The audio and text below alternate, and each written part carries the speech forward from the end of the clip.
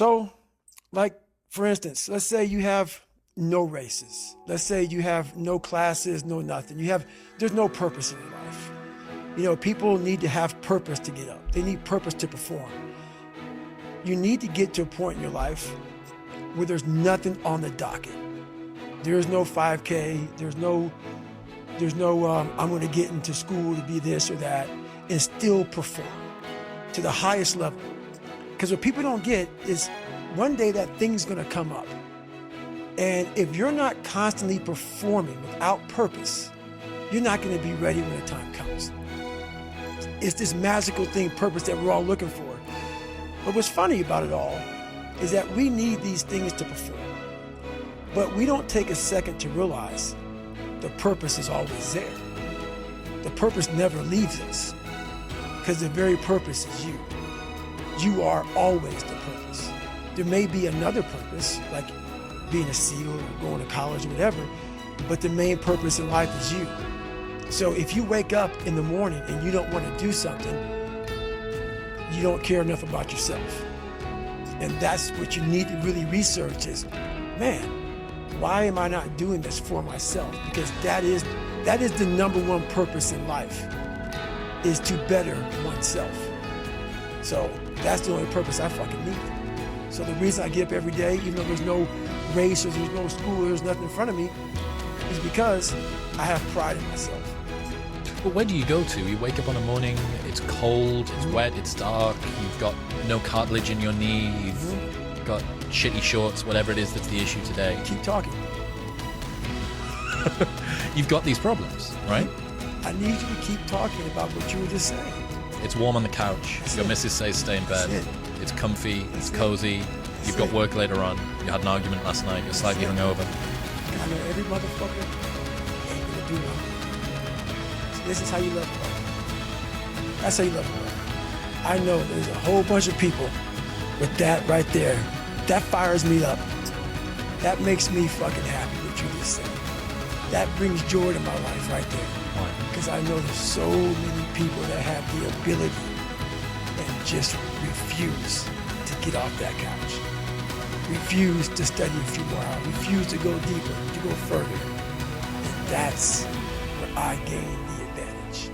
It's so easy to be great nowadays, my friend, because most people are weak. Most people don't want to go to that extra mile. Most people don't want to find that extra because it sucks. It's miserable. It's lonely. You talk about that you were kind of, lonely by yourself. I was the same way. And that used to hurt me growing up. Now I fucking thrive in that shit. That's the only place to be. And I think that comes from overcoming. A lot of people, wonder, how did you become this? How did you become so vulnerable? How are you doing a podcast now when you were this kid? You overcame things. You fought them. And now this is what happens. This is on the other side of overcoming. You become very, very powerful when you overcome yourself. All those things you once cowered from, you were afraid of, when you face them eye to eye every day, you have to want to be better. And it starts off with, you have to have pride in yourself. You have to have pride in yourself.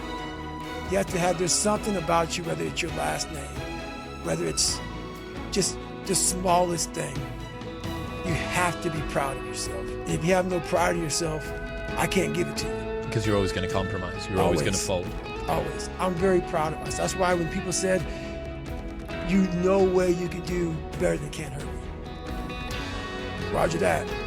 We'll fucking see. It's that pride that wakes you up. Now I'm not talking about bad pride. The attention to detail for the human being I want to do. I call this thing, like, I want to be the standard. I want to be that guy. Like, every place I went in the military, there was this ethos about how this place is, how we're going to live, how we're going to represent ourselves. And I walked around and I saw that most people didn't live up to that ethos. Like, if you go to whatever company, they have this mission statement on how we want to run our company. I made one for myself on how I want to be.